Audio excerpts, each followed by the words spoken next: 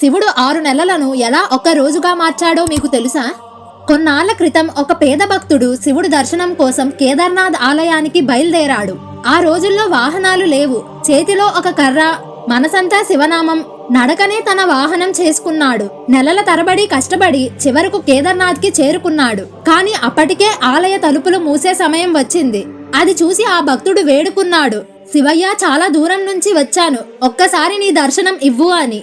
అప్పుడు అక్కడే ఉన్న పూజారులు ఇలా చెప్పారు, ఎలా చేస్తాం బాబు, గుడి ఇప్పుడే మూసేశాము అని. మళ్ళీ 6 నెలల తర్వాతే తెరుస్తాము, నువ్వు ఇక బయలుదేరు అని చెప్పారు.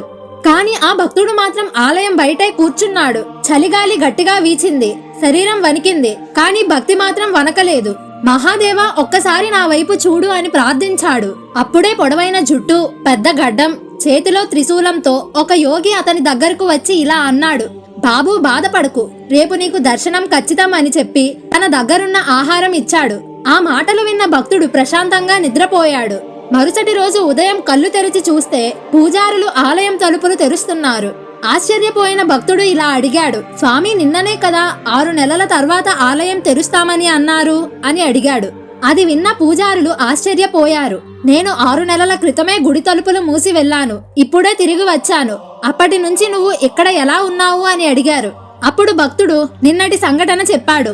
అది విన్న పూజారులు కన్నీళ్లతో ఇలా అన్నారు, బాబు, నిన్న వచ్చిన యోగి స్వయంగా శివుడు. నీ భక్తి చూసి 6 నెలలను ఒక్క రాత్రిగా మార్చాడు, నీకు నిజమైన శివ దర్శనం లభించింది అని. మనకి కూడా ఇలా నిజమైన భక్తి ఉంటే శివుడు ఖచ్చితంగా మన దగ్గరకు వస్తాడు. ఈ వీడియో మీకు నచ్చినట్టయితే ఓం నమః శివాయ అని కామెంట్ చేసి మన ఛానల్ను సబ్స్క్రైబ్ చేసుకోండి.